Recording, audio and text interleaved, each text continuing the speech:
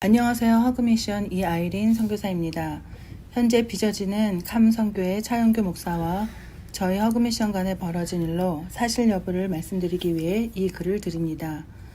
먼저 이번 사건을 공로하기까지 결코 가벼운 마음으로 임하지 않았습니다.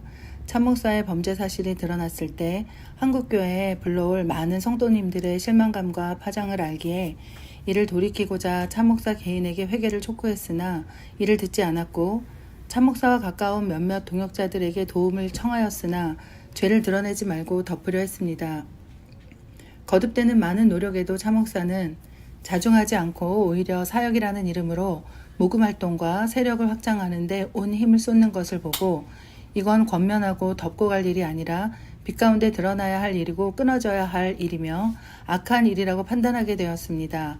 먼저 사건이 드러난 후 며칠간 참 목사의 행동을 통하여 진실한 회개보다는 오히려 사실을 덮고 본질을 흐리기 위해 사역의 특성상 드러나지 않았던 저희 허그미션 단체에 대하여 터무니없는 거짓말로 음해하고 명예를 실추시키고 있어 이에 저희 단체의 입장을 표명하고자 합니다.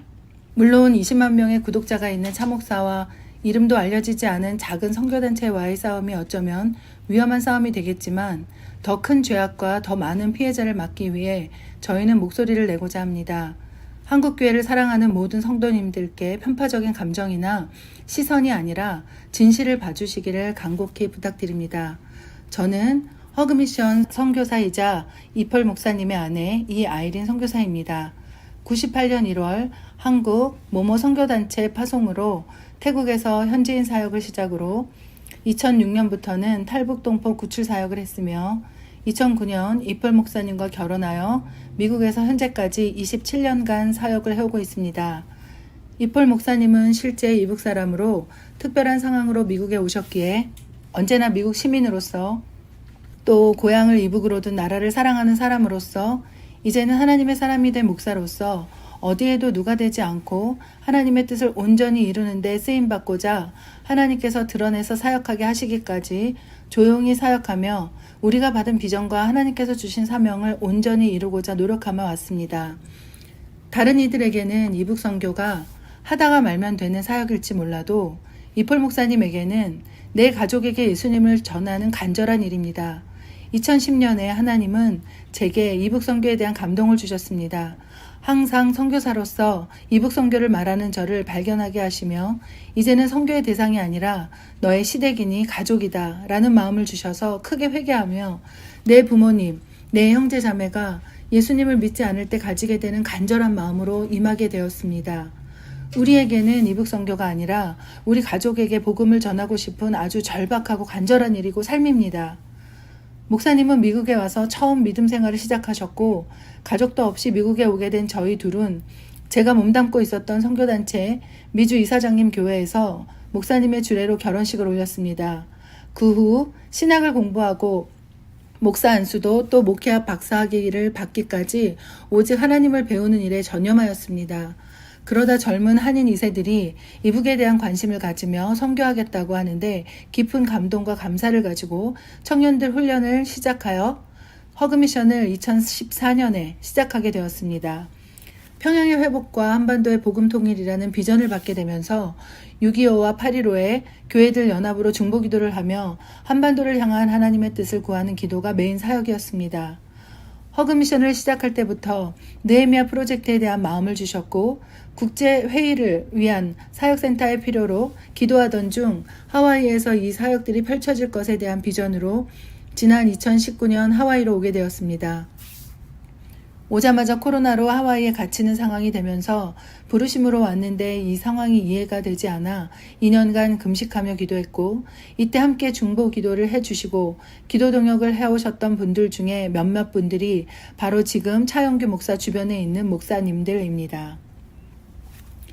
2022년 12월 한 선교사님의 소개로 차영규 목사와 이펄 목사님이 만났습니다.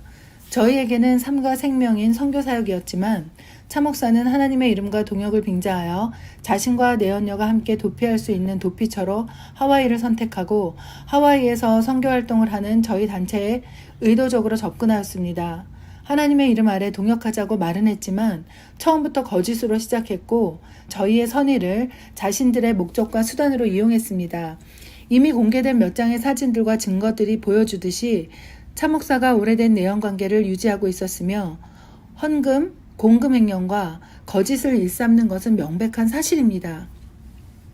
그들과 함께 지내며 이해할 수 없는 일들이 너무 많았습니다. 이를 짧은 글로 다 나누지 못하여 저의 매일 쓰는 일기로 그간의 일들을 알리고자 합니다. 복음도 들을 귀 있는 자들에게만 들립니다. 아무리 사실이라고 진실이라고 말해주고 증거를 보여주어도 무작정 안 듣기로 한 사람들까지 저희가 도울 수는 없을 것입니다. 이 모든 상황을 알리라는 마음을 주셔서 알리고 있는 것입니다.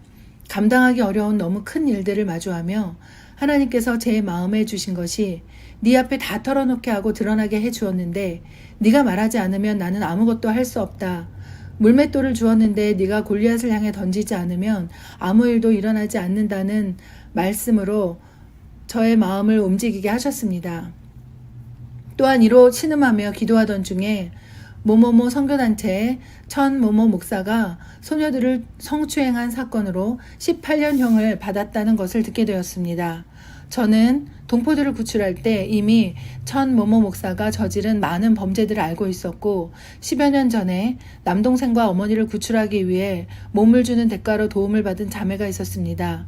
나중에 구출받은 남동생이 이 사실을 알고 세상에 알렸으나 천모모 목사는 교회들에 동포들을 구출해 주었더니 모함을 한다며 교계의 도움으로 이 사실이 덮였고 억울했던 남동생은 살기 위해 왔음에도 살 이유를 찾지 못하고 누나의 억울함과 자신들의 억울함을 유서로 남기고 자살을 하는 일이 있었습니다. 그때 저는 직접 연결된 것이 없어 알고는 있었어도 도움을 줄 수 있지 못했습니다. 그런 천모모 목사였기에 10수년을 범죄하다가 결국 이제야 다시 걸린 것입니다. 이 사건을 보게 되면서 마치 하나님께서 제게 말씀하시는 것 같았습니다. 하나님께서 제게 그때는 너와 직접 연결이 없었지만 지금은 네가 직접 겪은 것인데도 드러내지 않겠냐고 물으시는 것만 같았습니다. 이 모든 범죄 사실들과 거짓들을 알면서 다 덮고 나는 과연 우리의 사역을 잘 해나갈 수 있을까? 그럴 수 없다는 제 대답이었고 그래서 순종하게 된 것입니다. 엊그제 어떤 댓글에서 손등이 불어 터져가며 콩나물을 팔아 헌금하셨다는 한 할머니의 글을 보면서 가슴 속 깊은 곳에서부터 절규가 나왔습니다.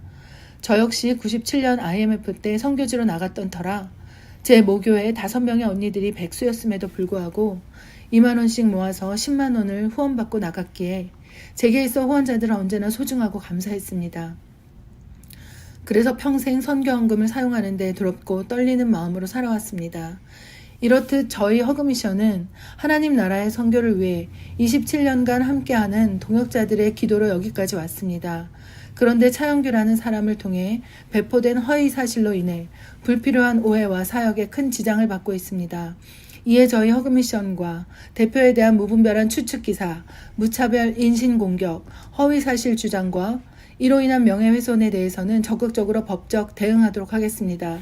진정 하나님 아버지께서 제게 주시는 마음으로 이 모든 것을 드러내며 나누는 것이니 부디 각자의 신앙과 믿음을 따라 분별하시기를 간곡히 부탁드립니다.